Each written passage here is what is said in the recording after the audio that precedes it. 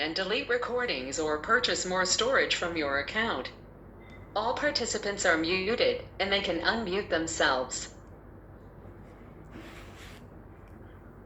ओम नमोर्यंताणं नमो सिद्धाणं नमो आर्याणं नमो वज्रायाणं नमो लोहे सव्वसाहुणम्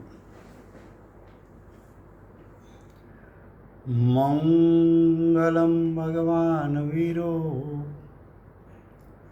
मंगलम गौतमो गणी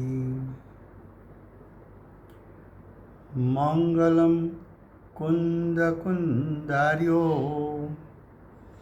जैन धर्मोस्तु मंगलम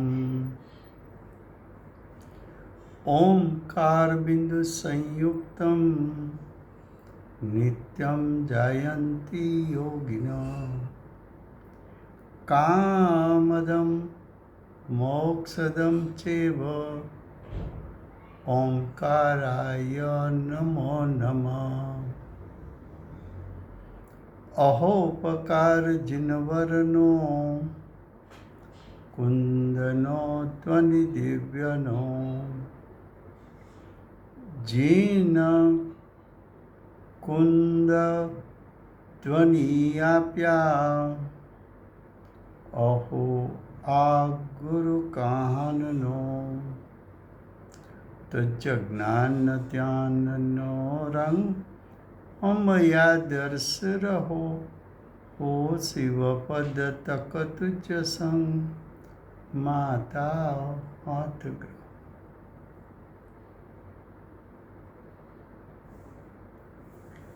ये समयसार नाम का परम अध्यात्म शास्त्र है।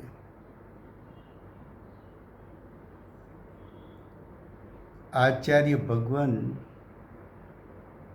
मांगलिक करके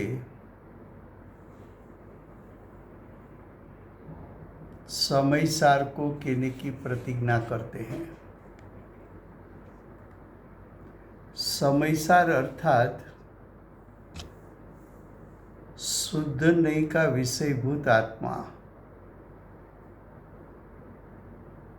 जो दृष्टि का विषय है।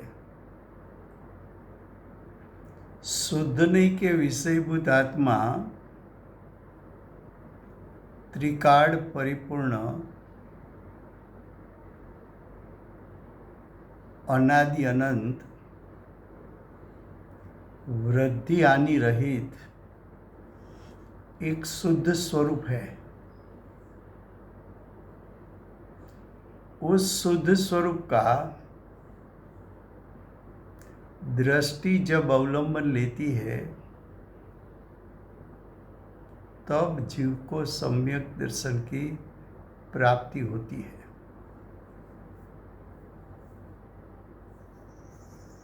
ऐसे समयसार शास्त्र में दूसरा अधिकार कर्ता कर्म अधिकार चलता है। कर्ता कर्म अधिकार में गाथा 141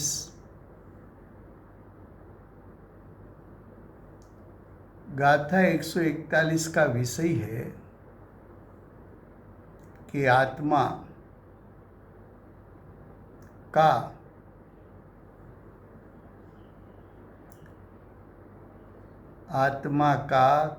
कर्म बद्ध स्पष्ट है कि अबद्ध स्पष्ट है। क्या बताया? आत्मा द्रव्य कर्म से, कर्म यानी द्रव्य कर्म,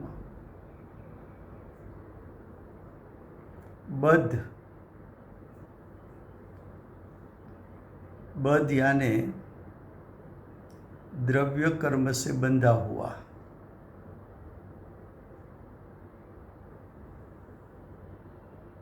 दूसरा वाक्य उसमें है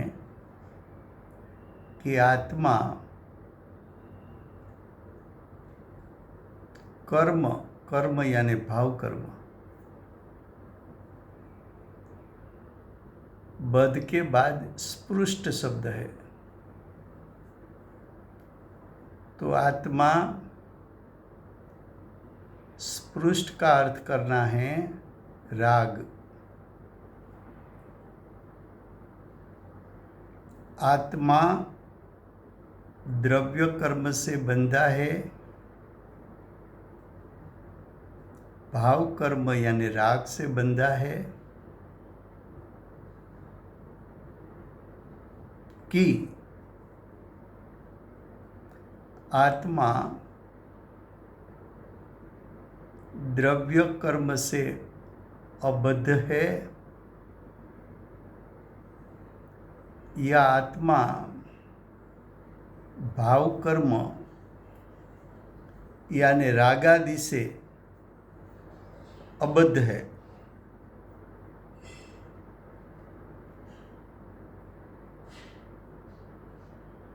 ये अब नई विभाग से, नई विभाग का अर्थ है अपेक्षा से,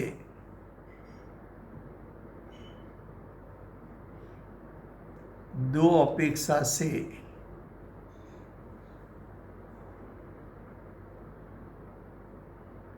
आचार्य भगवान कहते हैं, फिर से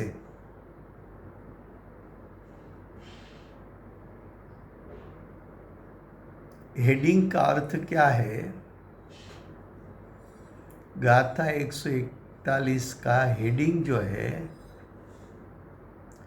उसका अर्थ क्या है वो समझ में नहीं आएगा, तो गाथा की टीका या तो गाथा समझ में नहीं आएगा। आचार्य भगवंत कहते हैं कि दो अभिप्राय है, दो अपेक्षा है।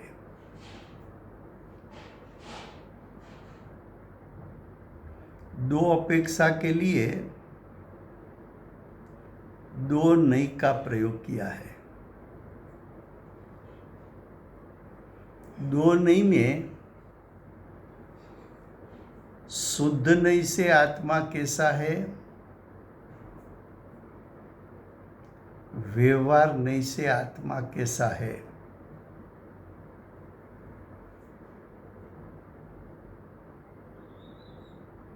साधक जीव, साधक का अर्थ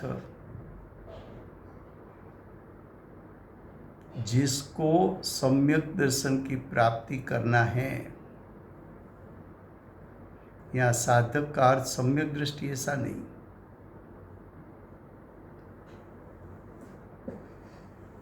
जिसको सम्यक दर्शन की प्रकटता करना है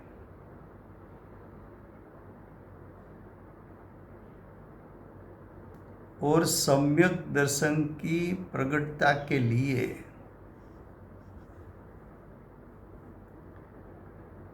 सविकल्प भेद ज्ञान की धारा चलती है, ऐसा जीव सविकल्प दशा में आत्मा का स्वरूप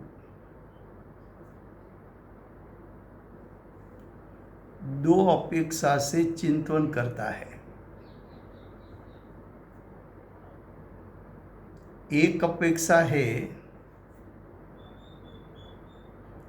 कि आत्मा का कर्म बद्ध स्पष्ट है कि आत्मा का कर्म अबद्ध स्पष्ट है।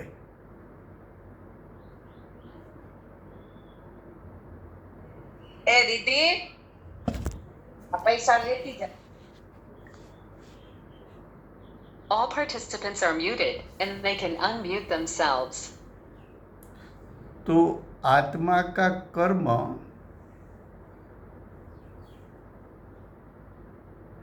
बद्ध स्पष्ट है कि अबद्ध स्पष्ट है?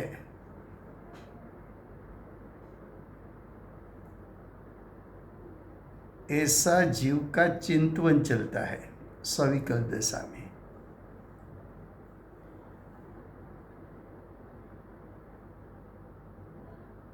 तो सविकल्प दशा में चिंतन चलता है, उसके बारे में हमें पहले ये समझना है कि बद्ध स्पष्ट का अर्थ क्या,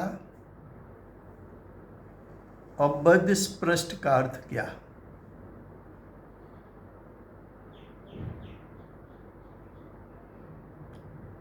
तो कि आत्मा, बद्ध का अर्थ ये है कि आत्मा द्रव्य कर्म से बंधा हुआ है। स्पृष्ट का अर्थ है आत्मा राग से बंधा हुआ है। तो आत्मा द्रव्य कर्म से बंधा हुआ है, ऐसा चिंतन, और आत्मा राग से बंधा हुआ है, ऐसा चिंतन का विकल्प। एक ऐसा चिंतन चला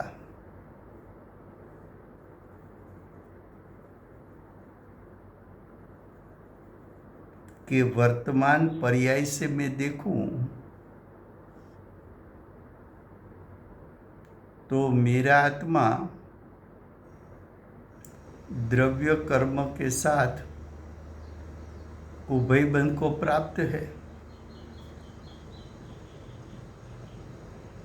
और वर्तमान में मेरा जो चिंतन चलता है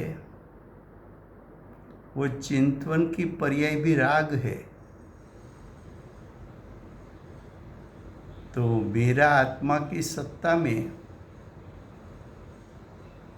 चिंतन का विकल्प यानी राग, तो मेरा आत्मा राग से बंधा हुआ है, राग से के साथ अभेद है।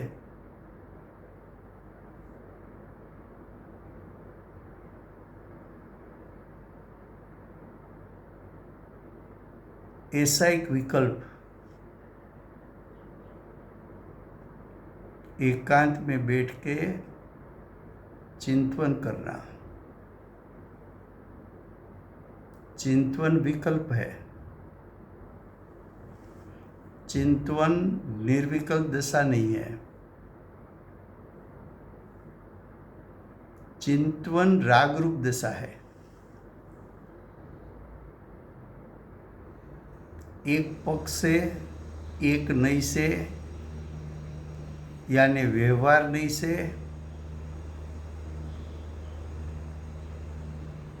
चिंतन किया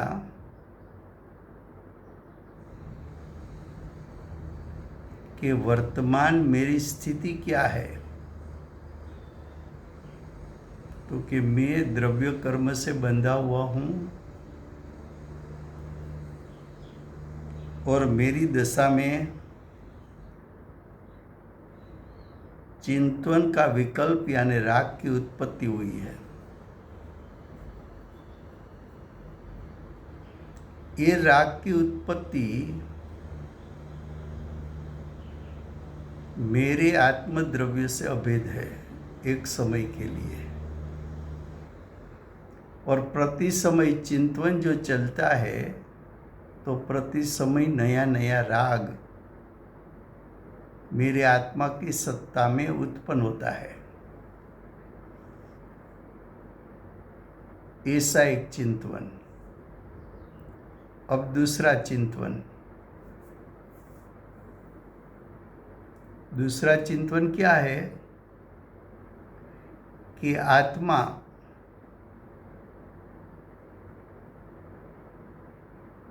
का कर्म अबद्ध स्पृष्ट है।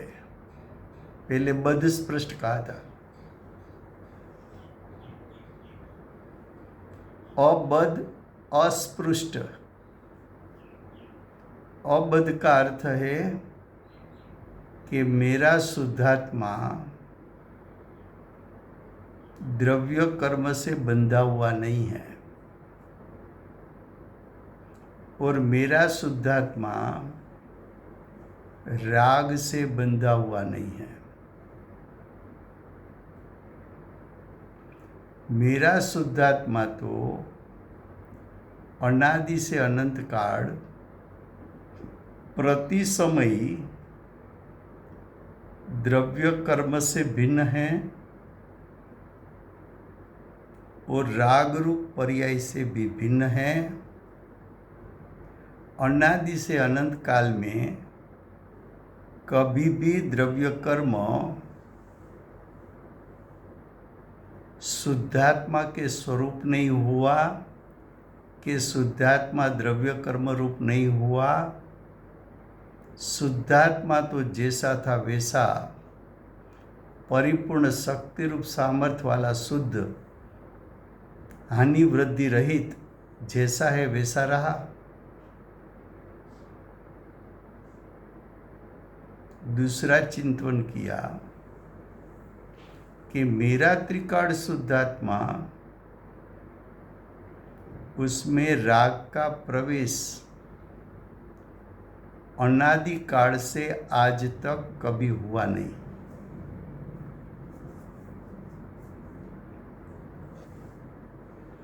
मेरा त्रिकाल शुद्धात्मा राग से मलिन हुआ नहीं। मेरा शुद्धात्मा राग रूप नहीं हुआ कि राग कभी त्रिकाल शुद्धात्मा रूप नहीं रहा।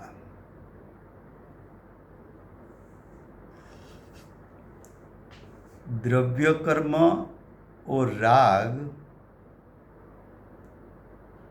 वो शुद्धात्मा में प्रवेश तो नहीं किया,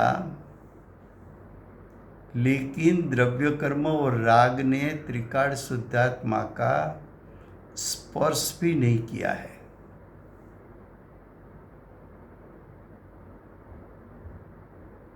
मैं द्रव्य कर्म से रहित हूँ, यानी मेरा त्रिकाल शुद्धात्मा द्रव्य कर्म से रहित है और मेरा शुद्धात्मा राग से रहित है। ऐसा चिंतन। पहला चिंतन ऐसा किया कि आत्मा कर्म से बंधा हुआ है और राग से अभेद है। उसके बाद वो व्यवहार नहीं का जो मत था, पक्ष था कि व्यवहार नहीं ऐसा कहती है कि आत्मा द्रव्य कर्म से बंधा हुआ है। व्यवहार नहीं ऐसा कहती है कि आत्मा संसार दशा में राग रूप परिणमित होता है।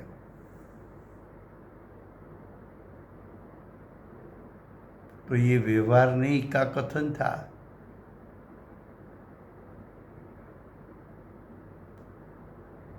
और वो चिंतन व्यवहार नहीं के संबंध में चिंतन वो विकल्प था और विकल्प राग था। तो चिंतन के काल में ये चिंतन विकल्प है, राग है। वो राग छोड़ने जैसा है ही करने जैसा है, ऐसा अंदर में से जोर आना चाहिए कि विकल्प छोड़ूं तो निर्विकल्प होऊंगा। ये विकल्प चिंतन मन के संग में, वो विकल्प छूटेगा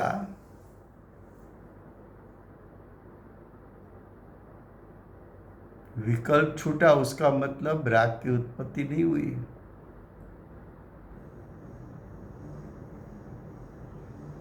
जब एक तरफ राग की उत्पत्ति नहीं होती है तो दूसरी तरफ वो विकल्प में छुपा हुआ त्रिकाल शुद्धात्मा उसका ग्रहण होता है। जब तक त्रिकाल शुद्धात्मा का ग्रहण नहीं होगा तब तक व्यवहार नहीं का पक्ष छूटेगा नहीं।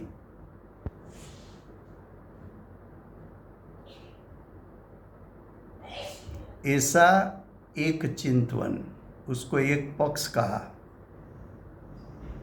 उसको नई विभाग से चिंतन कहा, उसको व्यवहार नहीं के विषय का चिंतन कहा। व्यवहार नहीं का चिंतन छोड़ा और शुद्ध नहीं के विषय का चिंतन शुरू किया तो वो चिंतन में क्या है?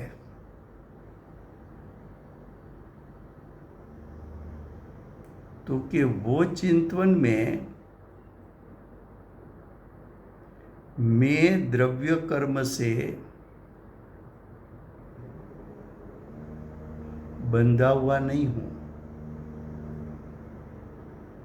द्रव्य कर्म परद्रव्य है, उद्गल है, अजीव है, मेरे द्रव्य क्षेत्र काल भाव से भिन्न सत्ता उसकी है।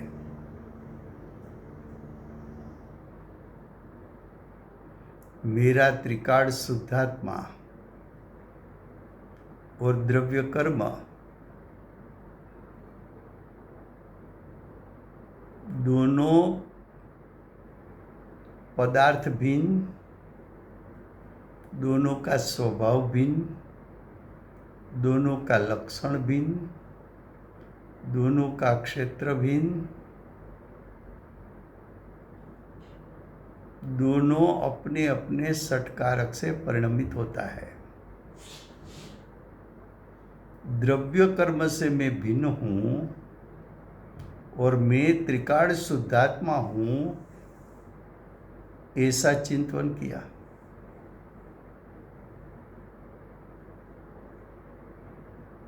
फिर वो चिंतन करते समय ऐसा चिंतन चला कि द्रव्य कर्म तो परद्रव्य है,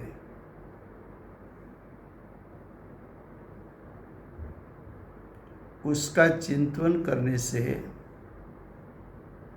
जीव को कोई लाभ नहीं है।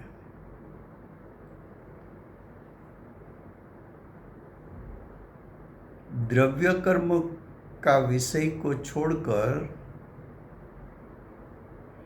विकल्प ये शुरू हुआ कि मैं द्रव्य कर्म से भिन्न हूं,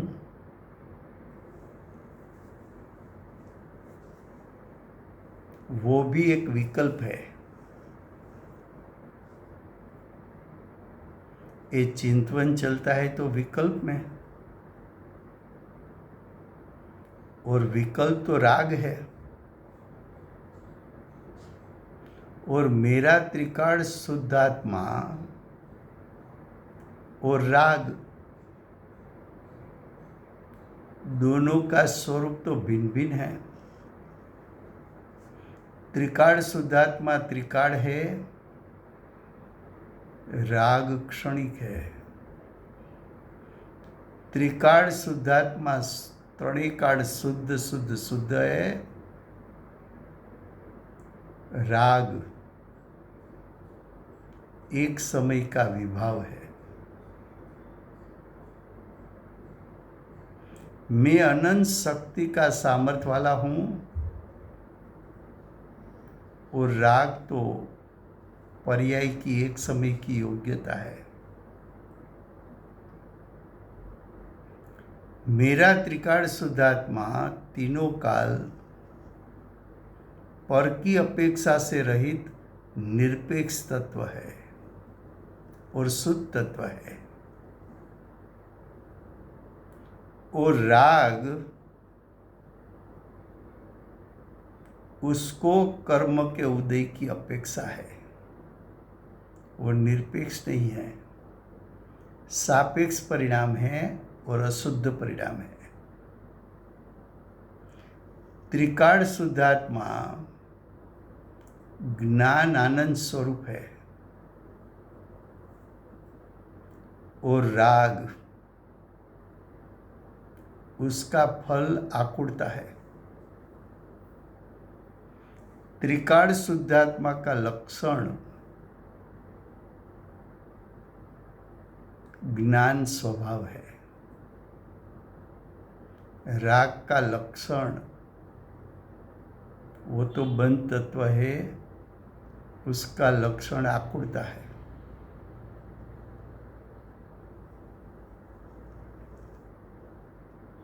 पर्याय की योग्यता के कारण अनादिकाल से पर्याय में राग की उत्पत्ति होती है, लेकिन वो राग आत्मा के त्रिकाल परिपूर्ण शुद्ध स्वभाव में प्रवेश नहीं कर सकता।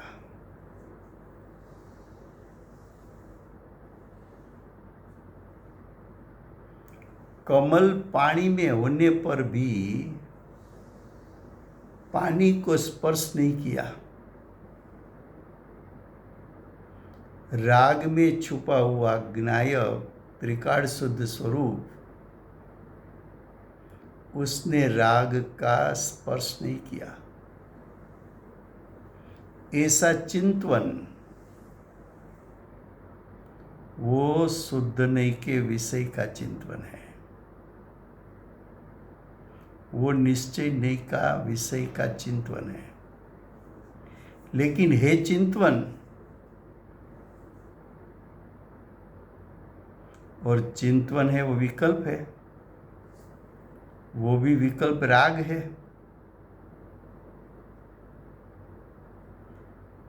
व्यवहार नहीं के विषय का चिंतवन या निश्चय नहीं के विषय का चिंतवन, दोनों चिंतवन है, राग है। जब राग है तब निर्विकल्प दशा नहीं है, और जब निर्विकल्प दशा है तब राग नहीं है। जैसा कि मुझे भोजन करना है ऐसा विकल्प है, तब भोजन नहीं है, और जब भोजन किया तब मुझे भोजन करने का विकल्प नहीं होता।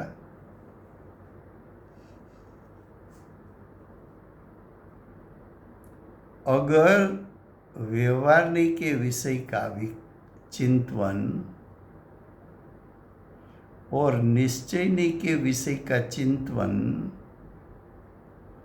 दोनों चिंतवन विकल्प है, और वो विकल्प है ही है, छोड़ने जैसा है। ये विकल्प एक तरफ, दूसरी तरफ त्रिकाल शुद्धात्मा, उसमें जब त्रिकाल शुद्धात्मा उसकी महिमा बढ़ती जाती है तब विकल्प शांत हो जाता है, विकल्प सहज नाश हो जाता है। विकल्प को नाश करना नहीं पड़ता, तब जीव निर्विकल्प हो जाता है। तो तेरा प्रयोजन तो निर्विकल्प होने का है। क्या है तेरा प्रयोजन? निर्विकल्प होकर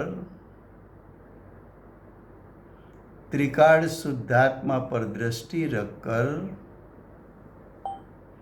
त्रिकाल शुद्धात्मा में उपयोग को लीन करके त्रिकाल शुद्धात्मा में स्थिर रह के त्रिकाल शुद्धात्मा में रहे हुए अनंत गुणों की आंशिक शुद्धता प्रकट करके वो शुद्धता का अतीन्द्रिय ज्ञान और सुख की जो प्रकटता हुई है उसका आस्वाद लेना, वो तेरा प्रयोजन है।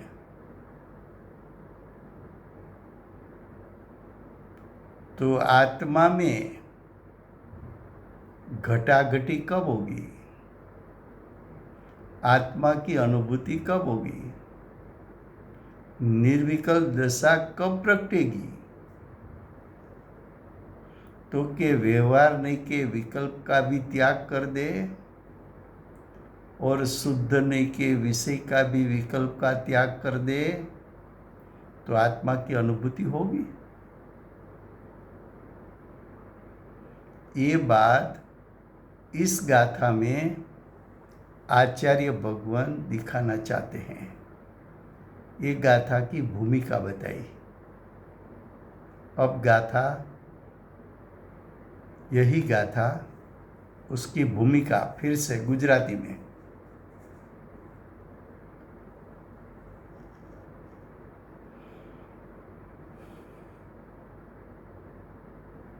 दो बार बात करने से दृढ़ता हो जाती है थोड़ी।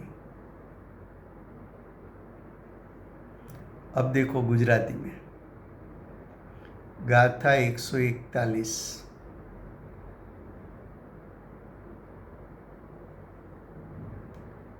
એકસો એકતાલીસનું હેડિંગ છે આત્માના કર્મ બદ્ધ સ્પષ્ટ છે કે અબદ્ધ સ્પષ્ટ છે?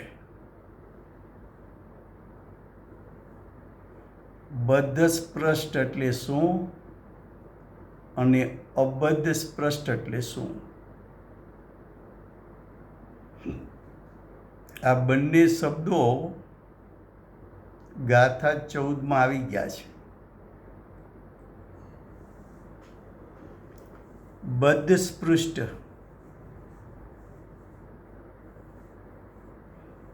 બદ્ધ का अर्थ है, બદ્ધનો अर्थ છે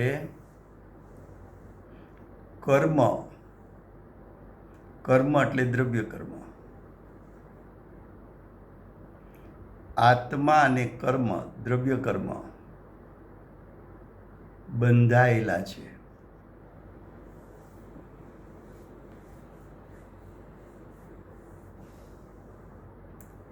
અને આત્મા અને ભાવ કર્મ એટલે રાગ। તો રાગથી આત્મા બંધાયેલો છે।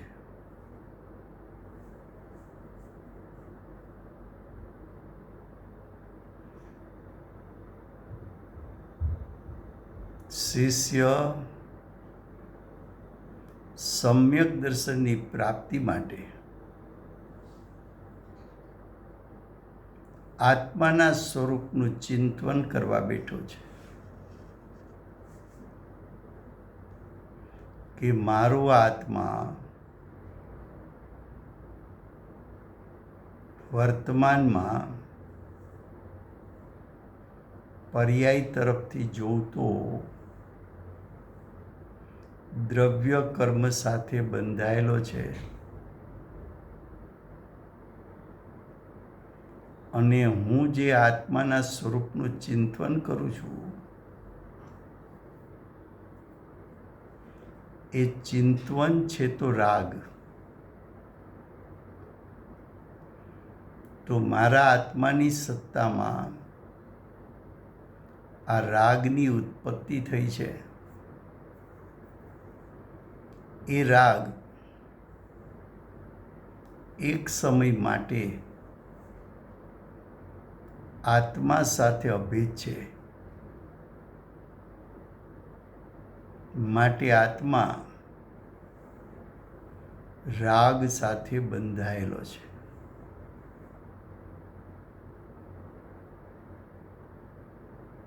એવી વર્તમાન મારી સ્થિતિ છે.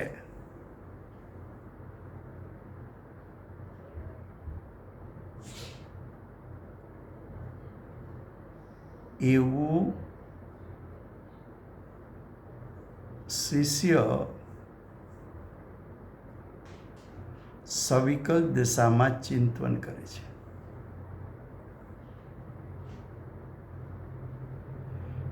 આવું સવિકલ્પ દશામાં હું દ્રવ્ય કર્મથી બંધાયેલો છું એ અસમાન જાતિ દ્રવ્ય પર્યાયની વાત છે. અને અસમાન જાતિ દ્રવ્ય પર્યાય લો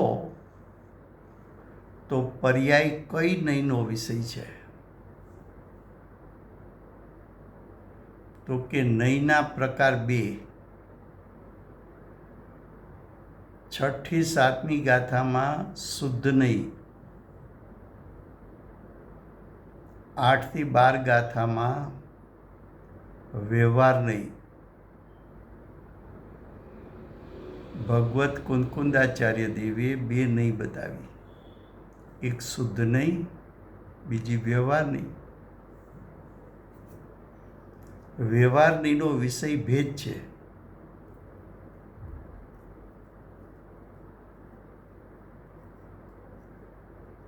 અને ભેદ બે પ્રકારના છે, ગુણભેદ અને પર્યાય ભેદ. એ બે પ્રકારના ભેદમાંથી અત્યારે પર્યાયનો વિષય લીધો. કઈ પર્યાય લીધી?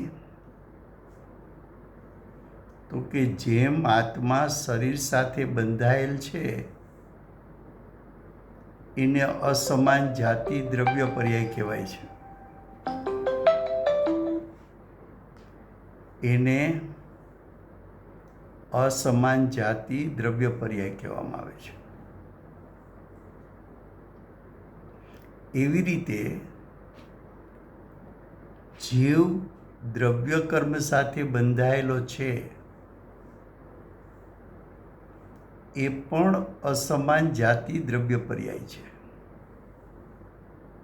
કારણ કે આત્માનો સ્વભાવ અને દ્રવ્ય કર્મનો સ્વભાવ, આત્મા ચેતન, દ્રવ્ય કર્મ અચેતન, એટલે બેયની જાતિ અસમાન છે.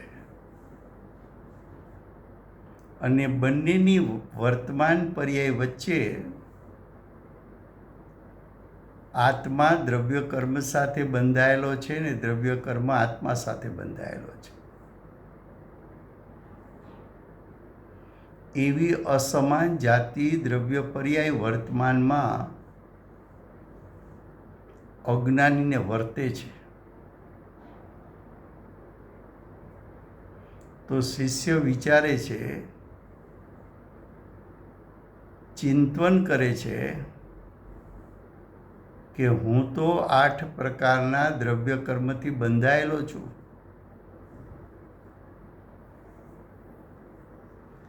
અને પ્રતિ સમય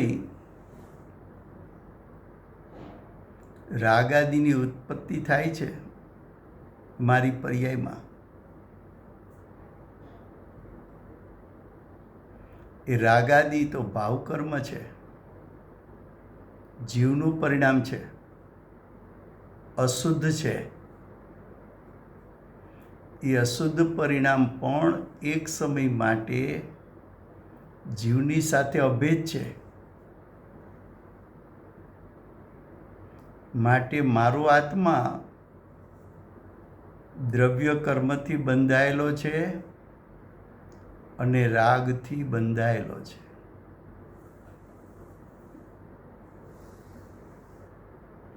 મારે એમાંથી છૂટવું છે.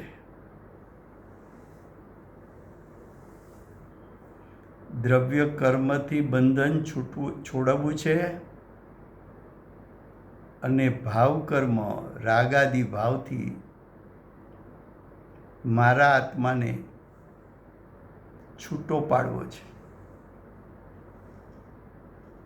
આવું સવિકલ્પ દશામાં ચિંતન શિષ્ય કરે છે. એવું ચિંતન કરવું ભેદ જ્ઞાન કરવા માટે એવું ચિંતન કરવું એ પ્રથમ સવિકલ્પ દશામાં એવું ચિંતન હોય છે.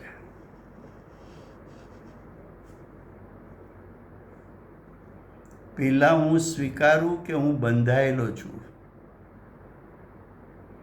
તો હું છૂટવાનો પુરુષાર્થ કરું.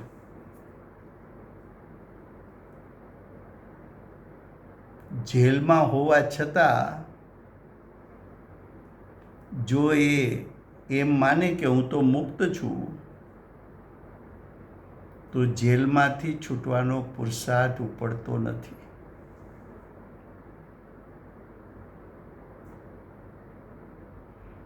તો પ્રથમ તો શિષ્ય સ્વીકારે છે. શું સ્વીકારે છે? કે આ દ્રવ્ય કર્મથી બંધન છે, રાગથી બંધન છે.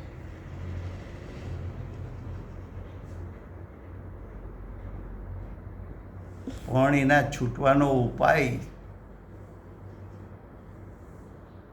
બંધાયેલો છું એ બંધન તો પર્યાયમાં છે, અને પર્યાય તો વ્યવહાર નહીંનો વિષય છે, અને વ્યવહાર નહીંનો વિષય તો આચાર્ય ભગવાન પહેલેથી કહેતા આવ્યા છે કે વ્યવહાર નહીંનો વિષય ગૌણ કરવા જેવો છે. એટલે કે પર્યાયને ગૌણ કરવા જેવી છે.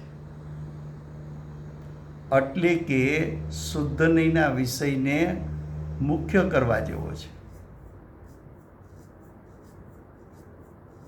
શુદ્ધ નહીંના વિષયને મુખ્ય કરવા જેવો છે. એટલે શુદ્ધ નહીંનો વિષય તો આત્માનો ત્રિકાળ પરિપૂર્ણ શુદ્ધ સ્વભાવ છે.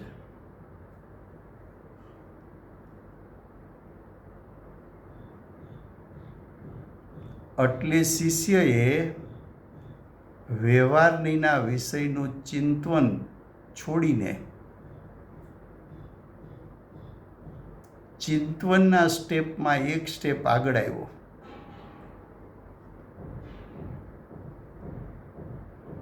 હવે એને ચિંતન એવું શરૂ કર્યું કે મારો ત્રિકાળ શુદ્ધાત્મા તો ત્રણેય કાળ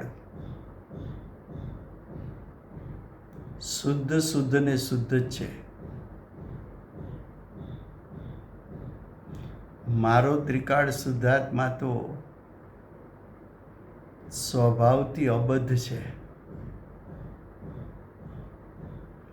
મારો ત્રિકાળ શુદ્ધાત્મા તો ક્યારેય દ્રવ્ય કર્મથી કે રાગથી બંધાતો નથી.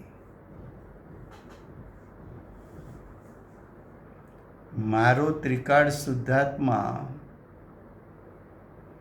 એનું દ્રવ્ય ક્ષેત્ર કાળ ભાવપણું અને 8 પ્રકારના દ્રવ્ય કર્મનું દ્રવ્ય ક્ષેત્ર કાળ ભાવપણું બેય વચ્ચે તો પૃથકત્વ છે, ભિન્નતા છે.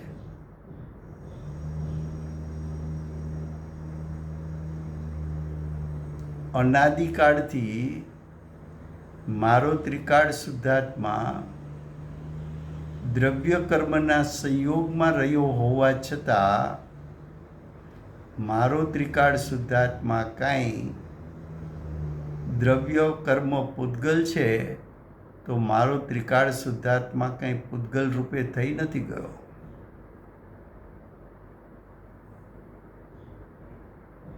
સંયોગમાં દ્રવ્ય કર્મ હો તો હો, પણ એ દ્રવ્ય કર્મ અનાદિથી આજ દિવસ સુધી મારા ત્રિકાળ શુદ્ધાત્માને અચેતન કે અજીવ કે પૂતગલ કરી શક્યા નથી. તો મારો ત્રિકાળ શુદ્ધાત્મા તો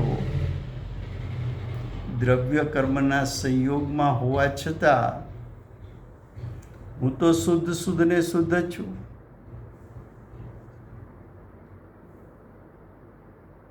મારો ત્રિકાળ શુદ્ધાત્મા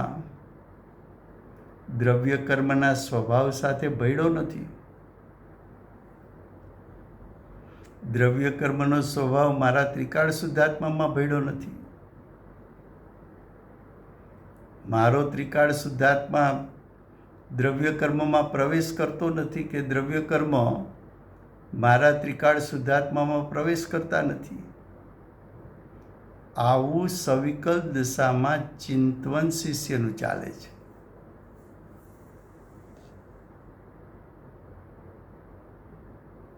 પણ એ ચિંતવન છે તો વિકલ્પ, છે તો રાગ. શિષ્ય ફરી પાછો એક સ્ટેપ આગળ આવ્યો ચિંતવનમાં. દ્રવ્ય કર્મ એનું ચિંતવન છોડીને, દ્રવ્ય કર્મનું ચિંતવન કેમ છોડ્યું? તો કે દ્રવ્ય કર્મ તો પરદ્રવ્ય છે અને પરદ્રવ્યનું ચિંતવન એ તો વિકલ્પનું કારણ છે. અને પરદ્રવ્યના ચિંતવનથી કે પરદ્રવ્યથી મારો જીવ સુખી દુઃખી થતો નથી, કે પરદ્રવ્યથી મારો ત્રિકાળ શુદ્ધાત્મા બંધાતો નથી.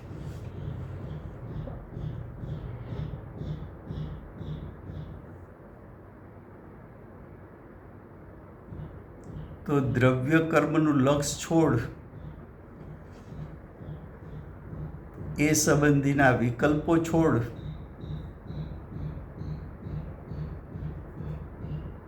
એ વિકલ્પ છોડ્યા. હવે તો કે આ વિકલ્પ ચાલે છે, ભેદ જ્ઞાનનો જે વિકલ્પ ચાલે છે એ છે તો વિકલ્પ દશા. મારું પ્રયોજન તો નિર્વિકલ્પ થવાનું છે. તો વિકલ્પ છે શું? તો વિકલ્પ છે તો જીવની પર્યાય. વિકલ્પ છે તો જીવની રાગરૂપ પર્યાય. તો ચિંતવન છે એ તો રાગ છે. તો ભેદ જ્ઞાનનો વિકલ્પ કરવો કે ના કરવો,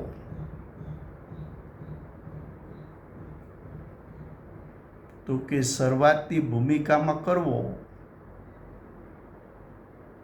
અને પછી એને છોડવો.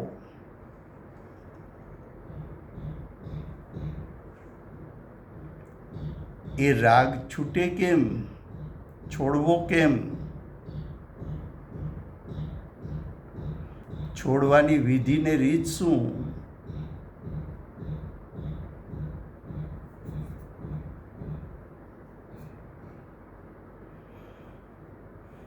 તો કે તારી પાસે અનાદિ અનંત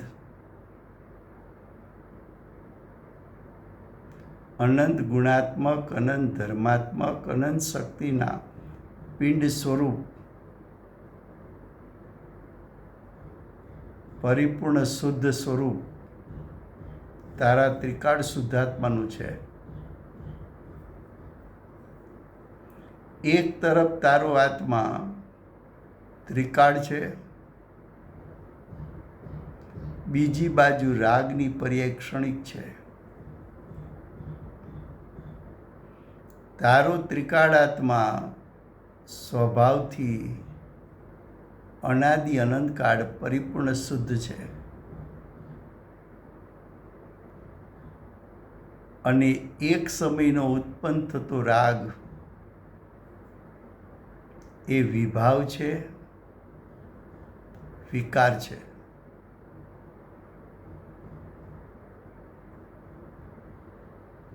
તારો ત્રિકાળ શુદ્ધાત્મા જેમાં શુદ્ધતાનું જે સામર્થ્ય છે એમાં હાનિ વૃદ્ધિ થતી નથી. જ્યારે એક સમયની પર્યાય રાગની દરેક સમયે નવી નવી ઉત્પન્ન થતી રાગની પર્યાય એમાં રાગની ઇન્ટેન્સિટીની હાનિ વૃદ્ધિ જોવા મળે છે.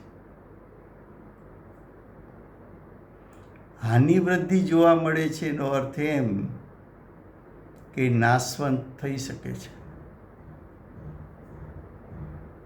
પણ જેમાં હાનિ વૃદ્ધિ થતી નથી એ ત્રિકાળ શુદ્ધાત્મા નાશવંત નથી.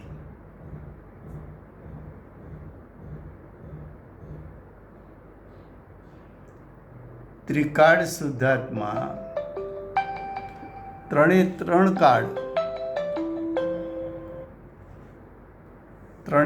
કાળ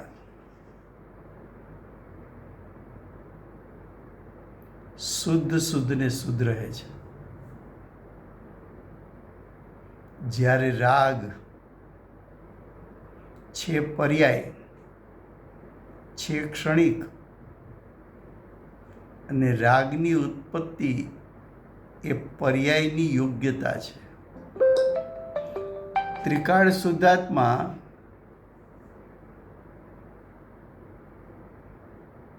સ્વભાવથી શુદ્ધ હોવાથી અને ત્રણેય કાળ શુદ્ધ હોવાથી રાગ રૂપે થઈ શકતો નથી. પર્યાયમાં ઉત્પન્ન થતો રાગ એ પરના લક્ષ્ય ઉત્પન્ન થયો છે.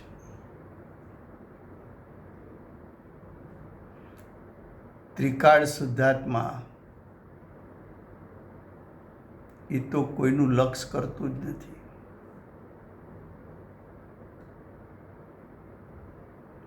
રાગ છે અશુદ્ધતા છે. આત્માનું ત્રિકાળ સ્વરૂપ તો શુદ્ધ છે.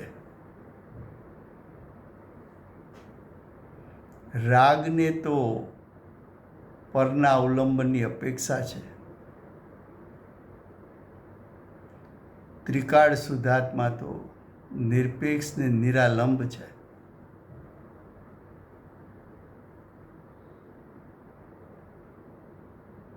રાગ પર સાપેક્ષ છે, ત્રિકાળ શુદ્ધાત્મા તો નિરપેક્ષ છે.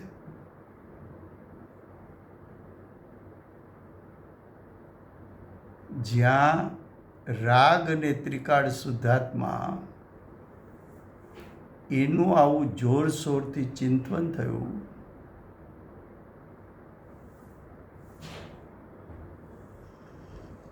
ત્યારે જે ચિંતન ચાલે છે એ ચિંતન પણ રાગ છે.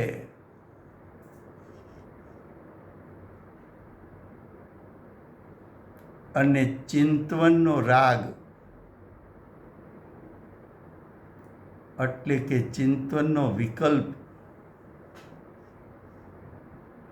એ હેય કરવા જેવો છે, છોડવા જેવો છે, ત્યાગવા જેવો છે, એનો નાશ કરવા જેવો છે, એનો વ્યય કરવા જેવો છે. પણ એનો નાશ થાય કઈ રીતે, એનો વ્યય થાય કઈ રીતે? તો કે સ્વભાવથી તારું સ્વરૂપ જે પરિપૂર્ણ શુદ્ધ છે એનો મહિમા આવતા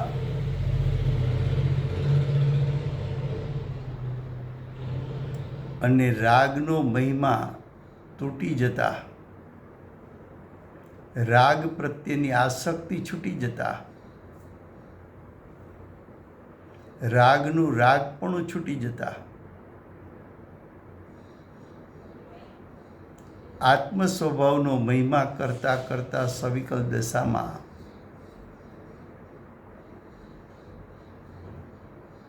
આત્મ સ્વભાવનો સવિકલ દશામાં મહિમા કરતા કરતા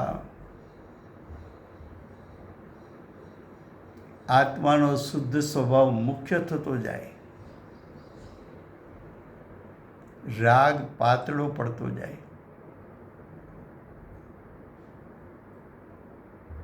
એક સમય એવો આવે કે રાગનો વિકલ્પ છૂટી જાય અને વર્તમાન પર્યાય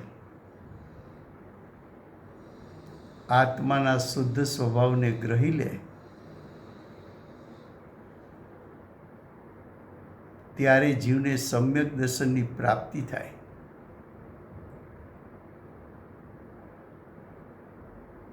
તો જે ચિંતવન ચાલતું હતું કે ત્રિકાળ શુદ્ધાત્મા કેવો છે અને રાગનું સ્વરૂપ કેવું છે, એ નિશ્ચય નહીંનો પક્ષ છે, એ નિશ્ચય નહીંનો વિકલ્પ છે.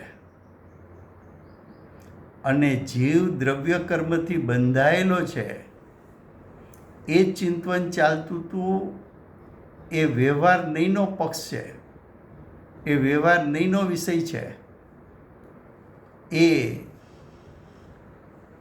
વ્યવહારનો વિકલ્પ છે.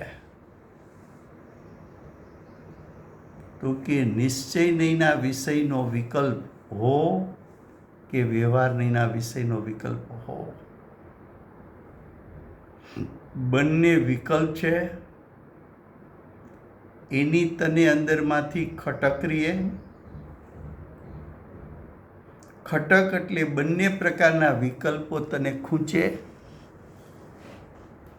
ખૂંચે એટલે બંને પ્રકારના વિકલ્પો એની તુચ્છતા ભાસે.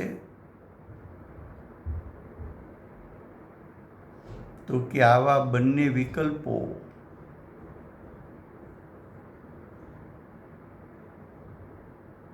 એ જીવે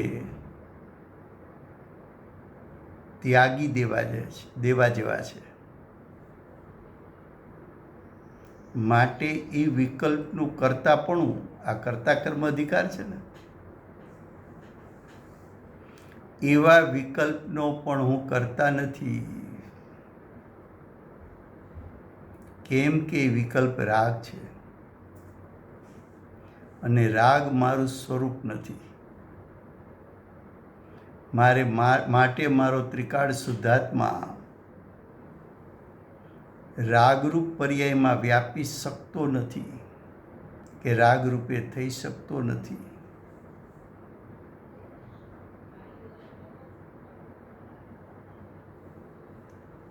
રાગનું લક્ષ છૂટે, વિકલ્પનું લક્ષ છૂટે તો નિર્વિકલ્પ થવાય.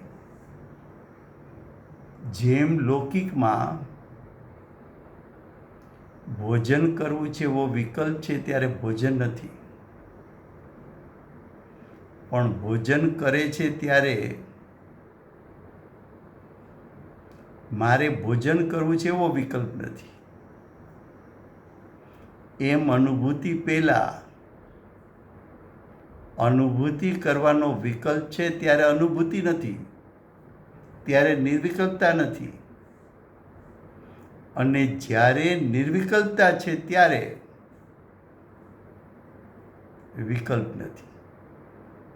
એવી વાત આ ગાથામાં આચાર્ય ભગવાન સિદ્ધ કરવા માગે છે. સમય થયો છે. વર્તમાન 24ના આખરી તીર્થંકર બાલ બ્રહ્મચારી મહાવીર ભગવાનનો જય હો. મહાવિદ્ય ક્ષેત્રે બિરાજતા પ્રથમ તીર્થંકર ધર્મ ધુરંધર અનંત ચતુષ્ટયના ધારક દિવ્યધ્વનિના દાતાર શાસન ઉપકારી શ્રી સિમંદર ભગવાનનો જય. કડીકાળ સર્વજ્ઞ કેવળ જ્ઞાનની તળેટીમાં બેઠેલા મા સમર્થાચાર્ય ભગવત શ્રી કુંદકુંદાચાર્ય દેવનો જય હો. વર્તમાન કાળે નિર્વિકલ્પનું સ્વરૂપ સમજાવનાર તીર્થના નાયક, તીર્થના સ્થાપક, તીર્થના પ્રવર્તક પરમ કૃપાળુ શ્રી સદગુરુ દેવનો જય હો. પૂજ્ય ગુરુદેવના નવ ભવનો મહિમા બતાવનાર સ્વાનુભવ યુક્ત જાતિસ્મરણ જ્ઞાન યુક્ત પ્રસમ મૂર્તિ ભગવતી માતનો જય હો. સમ્યક દર્શનની પ્રાપ્તિમાં નિમિત્તરૂપ સર્વ જીનવાણી માતનો જય હો.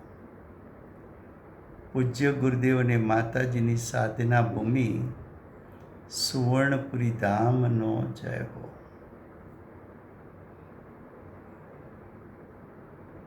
સુવર્ણપુરી ધામમાં બિરાજતા સર્વે દેવશાસ્ત્ર ગુરુ ભગવંતનો જય હો. વર્તમાન ગુરુ અને ભવિષ્યના તીર્થંકર શ્રી સૂર્યકીર્તિનાથ ભગવાનનો જય હો. શ્રી સૂર્યકીર્તિનાથ ભગવાનના સમાવસરણના મુખ્ય ગણધર દેવેન્દ્ર કીર્તિનાથ ભગવાનનો જય હો. પરમ દિગંબર જૈન ધર્મનો જય હો. Thank you very much. બધાને જય જિનેન્દ્ર. Thank you. જય Thank you. જીનેન્દ્ર. જય જીનેન્દ્ર. જય જીનેન્દ્ર. જય જીનેન્દ્ર.